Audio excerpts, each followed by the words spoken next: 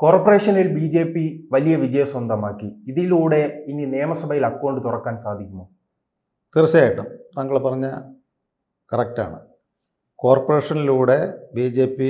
വിജയം വരിച്ചത് വരുന്ന മെയിൽ നടക്കുന്ന അസംബ്ലി തിരഞ്ഞെടുപ്പിൽ ബി.ജെ.പി.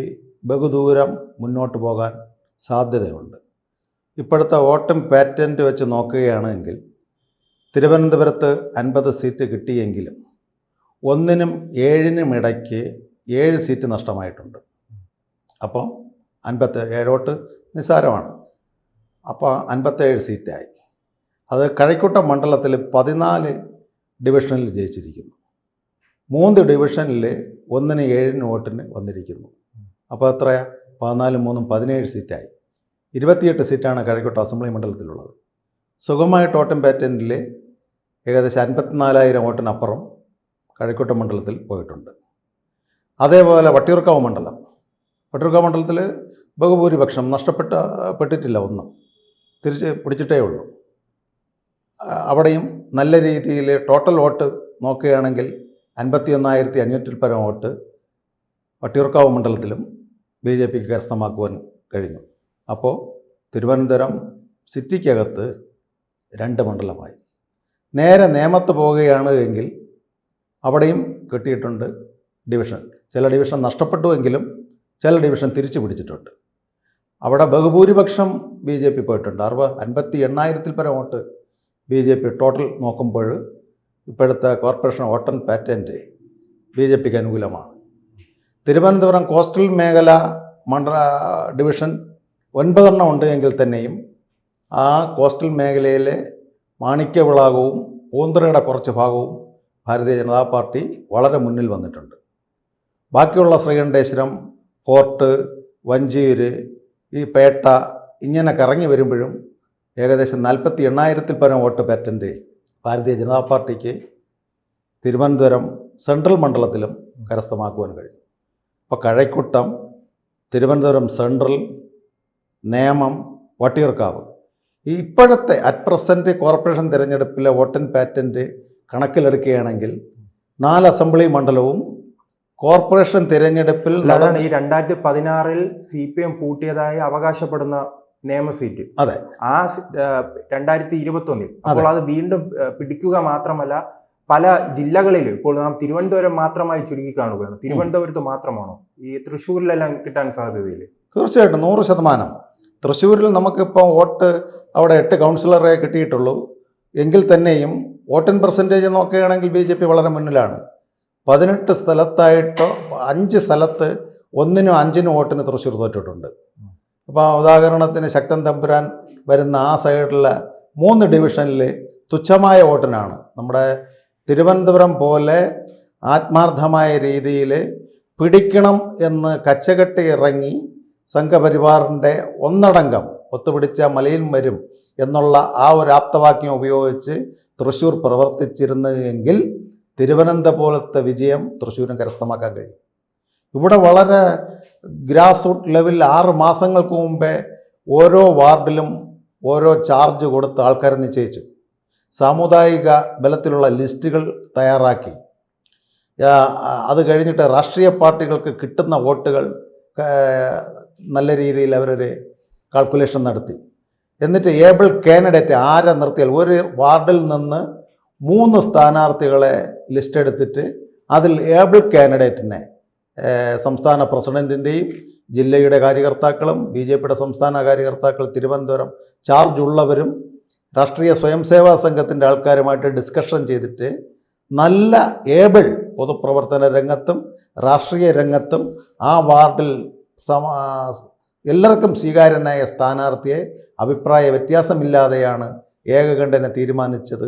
തിരുവനന്തപുരത്ത് 101 വാർഡുകളിൽ ഘടകകക്ഷിക്ക് കൊടുത്ത 8 വാർഡുകൾ ഒഴിച്ച് ബാക്കി വാർഡുകളിൽ 93 വാർഡുകളിൽ ഈ ഒരു രീതി തൃശ്ശൂർ എടുത്തിരുന്നിരുന്നെങ്കിൽ സുഖമായിട്ട് തൃശ്ശൂർ നമുക്ക് നഷ്ടപ്പെടുകയില്ലായിരുന്നു. വോട്ടിംഗ് പാറ്റേൺ വെച്ച് നോക്കുകയാണ് എങ്കിൽ ഏകദേശം കപ്പിനും ചുണ്ടിനുമിടയിൽ വോട്ട് ഇടതുപക്ഷവും കോൺഗ്രസും ബി.ജെ.പിയും അടുപ്പിച്ചു വന്നിരിക്കുന്നു.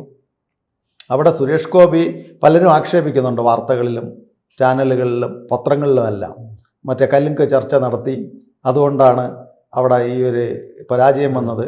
മിനിസ്റ്റർ ആയതിനു ശേഷം എന്ത് ചെയ്തു അവിടെ പറഞ്ഞിട്ട് പോയതല്ലാതെ പിന്നെ ആക്ഷേപമുണ്ട്, ഇത് കേരളമല്ല, ഇത് കേരളമാണ്, പ്രബുദ്ധ കേരളമാണ്, സാക്ഷര സമ്പന്ന കേരളമാണ്, ഇത് തമിഴ്നാടല്ല.